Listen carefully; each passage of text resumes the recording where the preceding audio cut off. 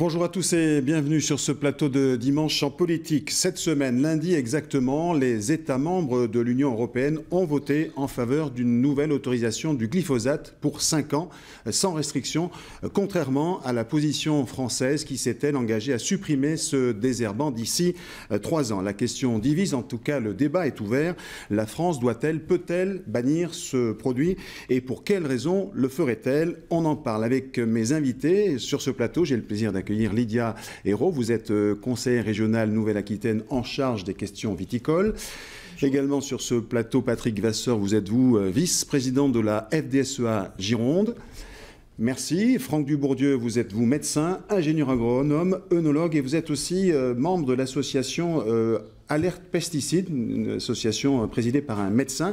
Et puis nous serons aussi en duplex de Périgueux avec Jules Charmois. Vous êtes le porte-parole de la Confédération paysanne d'Ordogne. Merci donc à tous les quatre d'avoir accepté cette invitation. Lydia Hérault, vous êtes donc élue d'une région, la plus grande région agricole d'Europe.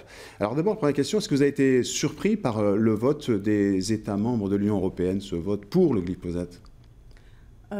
Surpris, non. On voyait bien que quand même, on n'allait pas interdire le glyphosate du jour au lendemain.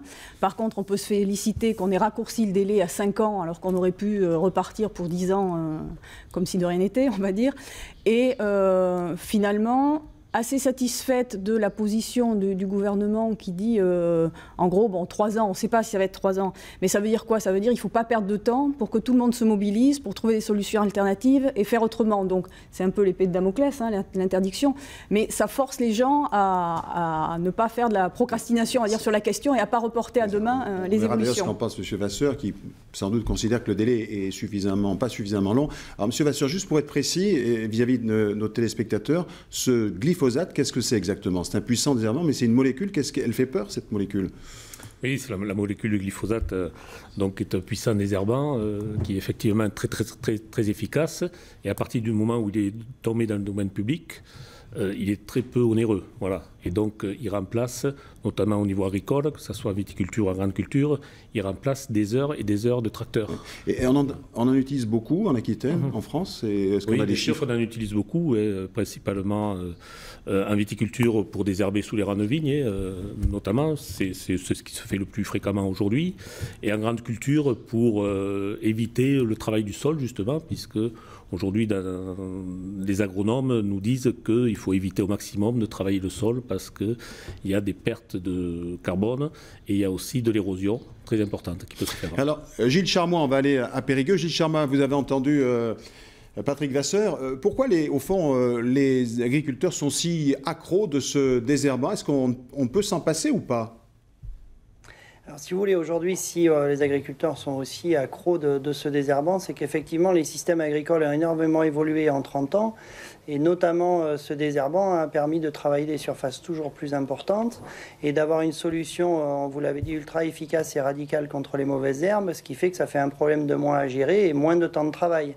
Alors, M. Vasseur nous dit que ça évite effectivement beaucoup de travail et d'heures de tracteur, c'est vrai, mais ça évite aussi beaucoup d'heures de travail pour des salariés éventuellement. Il faut savoir qu'aujourd'hui, il y a des nouvelles solutions aussi pour gérer l'herbe. On a des systèmes de type bineuse à caméra, de type déchômeur des systèmes mécaniques qui deviennent de plus en plus performants, même s'ils sont toujours moins performants en termes de temps de travail que le glyphosate. Mais il faut revenir aussi.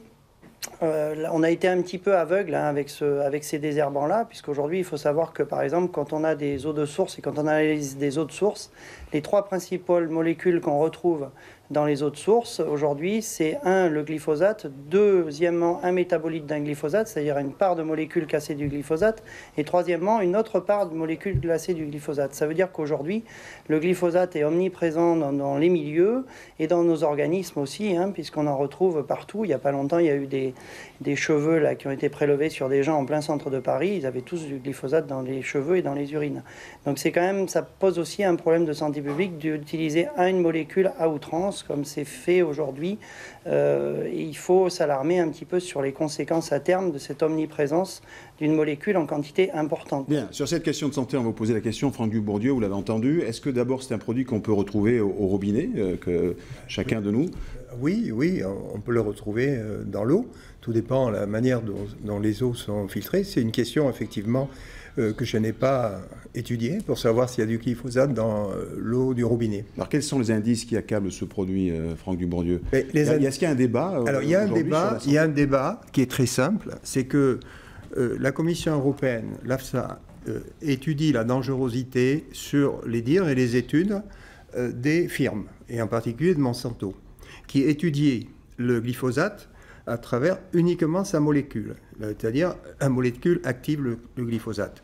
Alors que toutes les études indépendantes, surtout qui sont faites par le Krigen, laboratoire indépendant du professeur Serralini, et toutes les autres études qu'on trouve dans le monde, les expérimentations sur les mammifères, sur les rats, sont faites avec la matière active, et c'est jusqu'à 10 co-formulants, qui sont des molécules qui sont extrêmement dangereuses aussi, pas testées, qui permettent de faire entrer la molécule de glyphosate dans la cellule, à travers la cellule, ensuite à travers le noyau, et ensuite qui va jusqu'à l'ADN.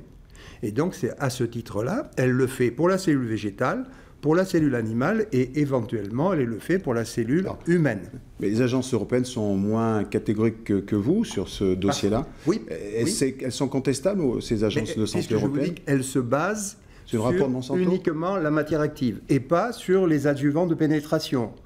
Alors, c'est là où est toute la différence d'interprétation. Elles se basent sur la matière active, des études d'ailleurs qui sont fournis par les maisons. Vous avez entendu parler des Monsanto Papers, c'est-à-dire qui sont même plus ou moins honnêtes, justement pour toujours abaisser la dangerosité du produit, puisqu'il est vendu 800 000 tonnes dans le monde, dans 130 pays, ce qui veut dire que c'est colossal pour Monsanto. Alors Patrick Vasseur, vous utilisez un produit qui est dangereux, vous l'avez entendu, ça vous interpelle, vous vous dites qu'il faut vraiment là le bannir, aller vers une mutation, ou aujourd'hui vous avez des contraintes économiques telles que ce n'est pas possible? Alors, on est interpellé, et c'est pas récent, puisqu'on travaille depuis, au niveau des champs d'agriculture, depuis 92, sur la diminution des produits phyto, depuis 1992, avec les instituts techniques.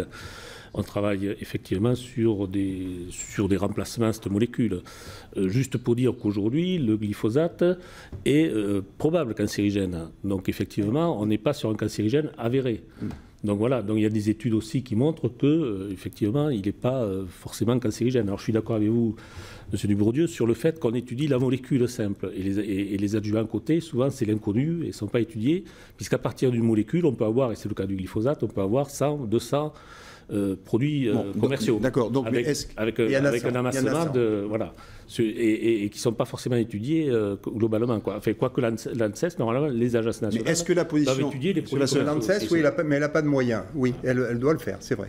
Est-ce que la position française vous semble recevable? C'est-à-dire 3 ans pour sortir du glyphosate, est-ce que c'est un délai qui vous semble admissible? Ah non, alors on peut parler des délais. Nous, ce qui nous intéresse en tant que producteurs, viticulteurs, agriculteurs, c'est d'avoir des solutions techniquement pour remplacer le glyphosate et économiquement. Donc l'arrêt du glyphosate, c'est pour ça qu'on se bat pour avoir des délais et avoir des solutions. L'arrêt du glyphosate va augmenter les coûts de production, les temps de travaux. Alors je suis d'accord avec la Confédération paysanne, ça va faire du travail en plus. Sauf qu'aujourd'hui, si on n'est pas capable de mettre dans les coûts de production et dans le coût que va avoir le consommateur ce surplus de travail, ce surcoût, l'agriculteur ne pourra pas le supporter. Oui, on va poser la question. Monsieur Chermois, vous avez entendu l'argumentaire de Monsieur Vasseur, le problème de la concurrence. Au fond, si on vous demande plus de travail, des coûts de production supérieurs, vous ne serez pas concurrentiel. On ne peut pas concilier l'écologie et l'économie en matière d'agriculture? Alors, il est jamais simple de concilier écologie et économie, ça il faut le reconnaître, hein, mais néanmoins, il est important de voir aussi que Aujourd'hui, pour être compétitif, aujourd'hui l'agriculture est aidée par l'Europe, puisqu'on parlait d'Europe pour l'arrêt ou pas du glyphosate. Et aujourd'hui, on a un premier et un deuxième pilier. Et le deuxième pilier doit être abondé pour donner des solutions économiques aux agriculteurs et pour aider à sortir du glyphosate. C'est fait pour ça, c'est fait pour trouver... on travaille avec le deuxième pilier de la PAC sur, par exemple, l'autonomie en protéines, mais on doit travailler aussi sur la réduction des phytos. Et c'est pour ça que c'est important et que la Confédération paysanne demande depuis 3 ans d'abonder, que le premier pilier passe vers le deuxième pilier pour qu'il y ait des aides pour réduire un petit peu tous ces problèmes phyto et réduire après tous les risques dont on a parlé tout à l'heure, que ce soit des risques de santé humaine ou les risques environnementaux liés à ce fameux glyphosate. Alors Lydia Hérault, la position de la région là-dessus, elle est claire. Alors, il y a déjà des expérimentations. Il faut rappeler que c'est une des régions en termes de surface bio, une des plus importantes, la Nouvelle-Aquitaine. Donc il y a une démarche là politique avérée de la région pour aller vers une transition un peu agricole. Alors, il y a un accompagnement effectivement de l'agriculture biologique. On a signé un pacte bio avec la Chambre régionale d'ailleurs, avec la profession et avec le préfet cet été, pour doubler la surface en bio dans les 3 ans. Bon, mais doubler la surface en bio, on a 5% aujourd'hui, ça veut dire qu'on en aura 10 peut-être dans 3 ans, ça veut dire qu'on en a 90 qui ne sont pas en bio. Donc il faut aussi accompagner ces 90 autres % à trouver des solutions entre le bio et la situation actuelle, on va dire. Donc il faut un peu travailler une 3e voie. Donc nous, effectivement, on aide d'une part la recherche et l'innovation pour trouver des alternatives. On a lancé un appel à manifestation d'intérêt l'année dernière sur les pulvérisateurs, parce que c'est aussi un sujet, la pulvérisation, et tout ce qui pouvait aider à réduire l'usage des pesticides, où on a eu 26 entreprises qui ont amené des dossiers innovants, dont par exemple une que l'on suit depuis le début, qui s'appelle Immunrise Biocontrol, qui a une solution de biocontrôle à base de microalgues qui peut remplacer les fongicides, notamment dans la vigne, mais aussi sur d'autres cultures, qui est très intéressante et qu'on suit tous les jours. Mais il y a 26 dossiers qui ont été présentés sur des solutions qui ne sont pas utilisées aujourd'hui, mais qui seront peut-être les solutions de demain. Donc ça, on accompagne ça. On accompagne aussi, une fois qu'il y a des matériels qui peuvent, ou des choses qui peuvent remplacer ou diminuer les phytos, on les accompagne financièrement aussi. En 2017, il y a eu 400 entreprises agricoles accompagnées sur des investissements de désherbeuses mécaniques ou thermiques ou des choses comme ça pour 3 millions d'euros. Donc c'est quand même des leviers pour accompagner un développement d'une agriculture, on va dire, plus raisonnée. C'est ça, vous entendez ça, M. Vasseur, c'est un peu forcer la porte pour obliger, au fond, à s'engager vers une démarche plus vertueuse. Au fond, même si ce délai paraît court, comme dit Mme Lydia, c'est une façon pour vous aussi de vous remettre en question. Vous le prenez comme ça? Oui, non, mais bien sûr, mais on est engagé dans tous ces changements de pratiques, dans le bio. La FNSEA, aujourd'hui, a le plus grand nombre d'adhérents en bio et les plus grandes surfaces. Donc, ce n'est pas que la Confédération paysanne, soyons clairs là-dessus. On est engagé là-dedans.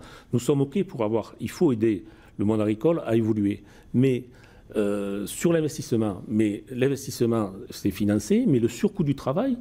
il faut que ça soit ou l'industriel ou le consommateur qui le prenne en charge. C'est ça qui nous fera évoluer. On ne pourra pas laisser le surcoût du travail aux agriculteurs supporter ça, parce que déjà, vous voyez, l'état des productions, c'est très, très difficile, le lait, les céréales. Donc, alors, il y aura des produits où ça sera possible, mais si on prend le maïs, le prix se fixe aux États-Unis. Donc, si nous, on a un prix du maïs, un coût de production plus élevé parce qu'on n'a plus de glyphosate, parce qu'on travaille mécaniquement, etc., on ne sera pas concurrentiel sur les marchés internationaux. Et c'est ça qu'il faut avoir en question. Il faut qu'on réponde aux différents marchés. Le bio, il y a un marché, 20%, 30%, mais ce n'est pas la majorité des consommateurs qui veulent consommer du bio parce que ça coûte forcément plus cher. Monsieur Charmois, vous êtes un défenseur de la culture bio, Confédération paysanne, on connaît vos positions. Donc vous diriez un peu en avance, vous, dans ce domaine-là. Vous avez moins de problèmes de concurrence, par exemple, que les agriculteurs de la FDSEA? Oui, forcément. Aujourd'hui, l'agriculture biologique a une croissance à 2 chiffres et effectivement, tout ce qu'on peut produire en bio se vend facilement. Mais ça, c'est une chance, hein, c'est pas forcément une avance, mais on a pleinement conscience des difficultés qu'il y a aujourd'hui sur les marchés. Hein. Monsieur Vasseur parlait du marché du maïs qui aujourd'hui est dramatiquement bas pour tous nos collègues là, qui produisent du maïs en conventionnel. Et il est évident, c'est pour ça qu'on disait que je disais tout à l'heure que la Confédération paysanne demandait depuis maintenant 2 à 3 ans que de l'argent du premier pilier aille vers le deuxième pilier, hein, c'est le même volant financier de la PAC, pour justement aider et permettre de rivaliser en concurrence avec les autres pays. Ce qu'on demande aussi, c'est qu'à un moment donné, les pays où sera encore utilisé le glyphosate, on ne puisse plus importer des produits de ces pays-là. Alors on sait qu'en matière de règles concurrentielles, aujourd'hui, c'est compliqué, mais il faut avancer sur ces dossiers-là. C'est qu'à un moment donné, quand en France ou en Europe, j'espère que l'Europe est quand même le premier consommateur mondial, avec, je crois, plus de 400 millions de consommateurs, l'Europe devrait montrer l'exemple au monde en disant il faut avancer et niveler par le haut en réduisant l'usage des pesticides et ne plus autoriser l'importation des produits qui utilisent certains pesticides dangereux, comme il va être avéré bientôt le glyphosate. Mais justement, on va poser la question au médecin que vous êtes, M. Dubourdieu, vous l'avez entendu, il y a un problème là, évidemment. Il y a à la fois l'interdiction des produits, enfin, la législation française, mais l'importation des produits qui fait qu'on peut manger des produits à base de glyphosate. Alors, est-ce qu'il faut on poserait peut-être la question à Lydia Hérault, est-ce qu'il faut une mesure de sauvegarde comme ça a été le cas d'ailleurs pour des produits, certains produits, est-ce qu'il faut interdire ces produits à la consommation? C'est très difficile de limiter l'importation à des produits qui n'ont pas de résidus. Et en particulier, c'est très difficile. Vous vous rendez compte ce qu'il faut faire comme analyse en permanence? C'est très difficile. Alors, au niveau, quand c'est bio, effectivement, c'est contrôlé. Mais sur les autres produits, moi, je ne vois pas comment. Mais ce qui peut expliquer la réticence des agriculteurs français qui disent on n'est pas sur le même marché. Au fond, on va manger des céréales allemandes qui sont cultivées avec du glyphosate. Ça c'est un gros problème. L'harmonisation des législations et les contrôles, c'est un problème insoluble, ça. On a eu le diméthoate, qui est un insecticide sur la mouche de la cerise, qui a été interdit. Oui, on appliquait sur les cerisiers. Voilà, le ministre Le Foll a pris ses responsabilités. Il a interdit tous les fruits qui venaient et qui étaient traités ça. Oui. Alors après, les contrôles ne se font pas sur tous les lots, ça se fait sur quelques lots, et bien sûr, il peut y en passer, quoi. Oui. Mais d'une manière générale, les produits importés, fruits et légumes, dépassent beaucoup plus les LMR que la production française. Oui, donc on a quand même une sécurité, même en utilisant des produits phytosanitaires, en France, une sécurité alimentaire qui est très importante, et d'ailleurs, le marché chinois est très intéressé par notre production agricole, de ce côté-là. Alors, sur cette question-là, évidemment, on voit bien, Lydia Hérault, qu'on est dans une période un peu de transition, de mutation. On parle d'énergie propre, mais là aussi, on est dans cette transition nouvelle, écologique. Il y a une conscience, vous qui êtes élu, vous sentez dans cette nouvelle Grande Aquitaine une conscience écologique à la fois des agriculteurs, des institutions qui veulent s'engager vers ces process-là? Oui, nettement. Alors on a signé aussi un plan de réduction de l'usage des pesticides en juillet 2016 avec la Chambre d'agriculture de la Gironde, le préfet, la région et le CIVB, suite à l'engagement des vins de Bordeaux, où Bernard Farge avait annoncé qu'il fallait sortir des pesticides, et c'était vraiment une nouveauté dans le paysage, on va dire, agricole et viticole. Et depuis, nous avons élargi, on va dire, ce plan et réuni autour de la table sur cette question toutes les interprofessions viticoles, tout le monde de la recherche, des chambres d'agriculture, du transfert, pour essayer de trouver des solutions. Et on vient de présenter en fait un plan à l'État, au Commissariat général à l'investissement et à la Caisse des dépôts, sur la transformation des territoires viticoles par la sortie des pesticides. Et avec un certain nombre d'outils sur lesquels on va travailler, notamment les outils économiques dont parlait Patrick Vasseur, parce qu'effectivement le problème, il est autant économique que technique, on va dire, sur ces choses-là. Même quand il y a les solutions techniques, elles ne répondent pas toujours aux besoins économiques, et qu'il faut des nouveaux outils financiers aujourd'hui pour accompagner l'agriculture vers ça. Et il faut aussi assurer, on va dire, la prise de risque, parce que changer ses pratiques, travailler autrement, avec des nouveaux produits, avec des choses alternatives qui sont nouvelles et donc on ne maîtrise pas complètement, c'est aussi prendre des risques sur son rendement et donc sur la santé financière de son entreprise. Donc il faut assurer ce risque et ça, on va travailler là-dessus parce que c'est vraiment un levier pour faire changer les choses. Oui. Pour rebondir sur ce que vous dites, il y a 2 expérimentations en France sur des cultures pérennes ou annuelles avec de l'herbe, sans herbicide. C'est l'INRA qui mène ça de part et d'autre et qui démontre que malgré la présence d'herbe, ou alors une présence d'herbe contrôlée, on arrive à faire presque les mêmes rendements. Ça veut dire quoi? La présence d'herbe sur les cultures, c'est quelque chose qui vient de très loin. Il faut absolument éradiquer l'herbe et avoir Quand les vignes ont commencé à être enherbées à Bordeaux, mais les gens ne comprenaient pas bien. Or aujourd'hui, maintenant, beaucoup de vignes qui peuvent le supporter sont enherbées pour des tas de raisons agronomiques. Donc cette question, elle est démontrée qu'il y a peu... Alors il faut rentrer dans une autre agriculture pour faire de l'agriculture sans herbicides et avec des herbes. Quelles herbes et comment, etc. Je suis d'accord. Mais là, il y a des études, et vous avez visité, je crois, un domaine comme ça. Alors Chizé, c'est le CNRS de Chizé qui a monté des expérimentations depuis 20 ans, hein, donc c'est pas nouveau, avec là des céréaliers sur la réduction justement des herbicides et qui sont vraiment très intéressantes. Alors Jules Charmois, vous avez entendu, il y a peut-être des cultures qui sont peut-être plus faciles, enfin en tous les cas à convertir.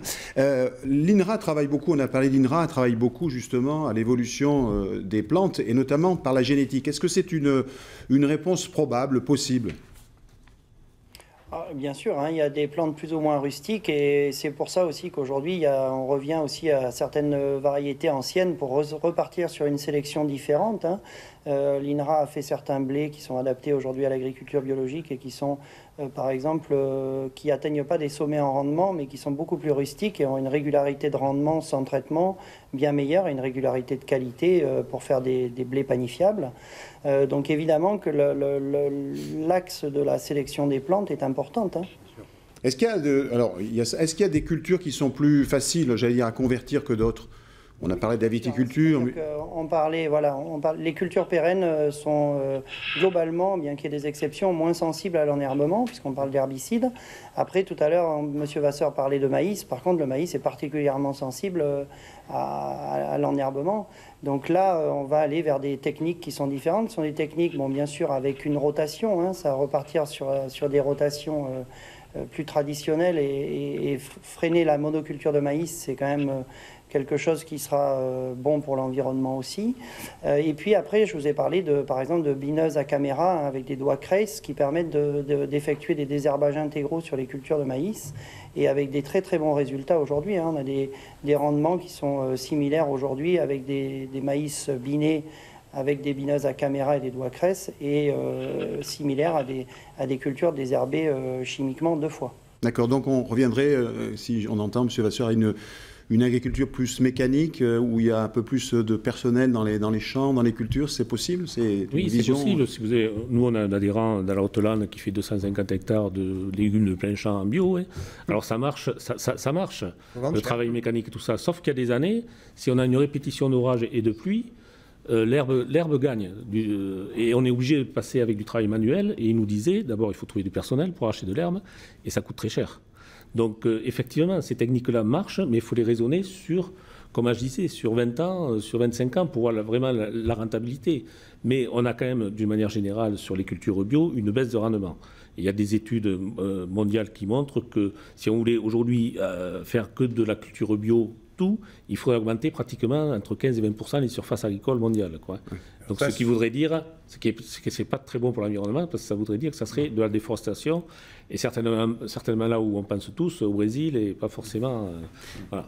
Alors, c'est un choix politique, hein, Lydia Hérault, puisque le président Macron a décidé, lui, de voter contre le prolongement de 5 ans, donc 3 ans. On a rappelé que c'était un délai à la fois court et long.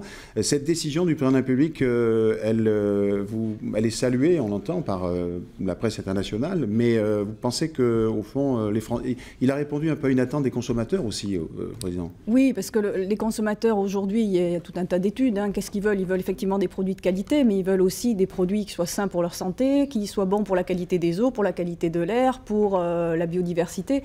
Donc, ils veulent tout ça. Après, il faut effectivement, il y a un modèle économique en face qui répond aussi à ça. Mais effectivement, ça répond à ça, et pas que sur le champ de l'agriculture. Hein. On voit que les produits qui se vendent aujourd'hui en cosmétique, dans tout ce que vous voulez, c'est des produits sans conservateur, sans parabènes, sans silicone, etc. Bon, alors un jour, ce sera peut-être sans glyphosate, mais en tout cas, c'est une tendance lourde, c'est une vague de fond, c'est pas quelque chose qui va... Voilà, donc on est dans un basculement aujourd'hui. Et effectivement, le président a répondu à cette attente. Alors maintenant, la question est de savoir comment on fait, comment on y va.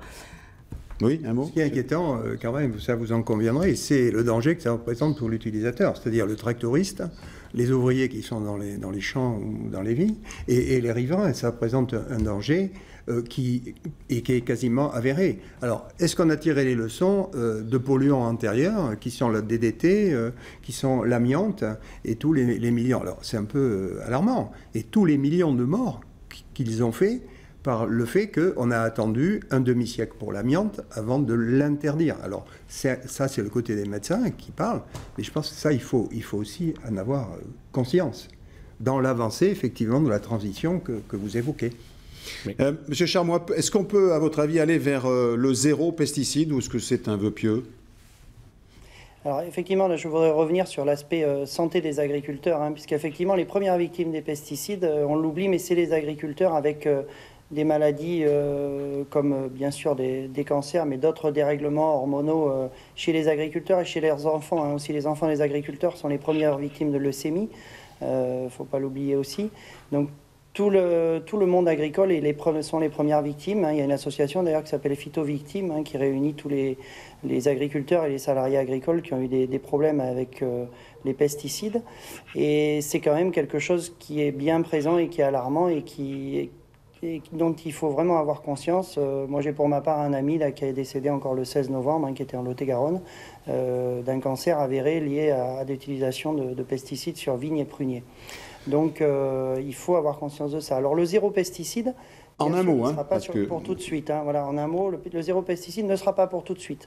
Mais il faut y travailler, il faut se donner des échéances, et c'est une bonne chose aujourd'hui d'avoir des échéances à court terme pour pouvoir changer les pratiques. Mais il faut un accompagnement public, financier, pour aider les agriculteurs. Et une fois de plus, comme l'a fait Stéphane Le Foll pour les cerises, il faut aussi interdire l'importation de produits contenant ou ayant été traités avec les molécules qui sont interdites en France pour qu'il n'y ait pas de distorsion de concurrence. En un mot, M. Vasseur, vous êtes rapproché un peu de l'attitude de la Confédération paysanne sur ce dossier-là ? Ah oui, non, mais ça, c'est clair que notre position est la même chose. Tout ce qui n'est pas produit de la même façon qu'en France, toutes les contraintes, on ne les veut pas. D'ailleurs, M. Macron, lors du congrès de la nationale, nous avait bien dit qu'il n'y aura pas de distorsion par rapport à l'Europe. Et là, sur le glyphosate, première chose, il met une distorsion en place. Merci à tous les quatre. Merci, M. Charmois, d'avoir participé à ce débat et de l'avoir éclairé. Restez avec nous. Dans un instant, vous avez rendez-vous avec le journal de la mi-journée. Bon après-midi sur France 3 et encore merci de votre fidélité.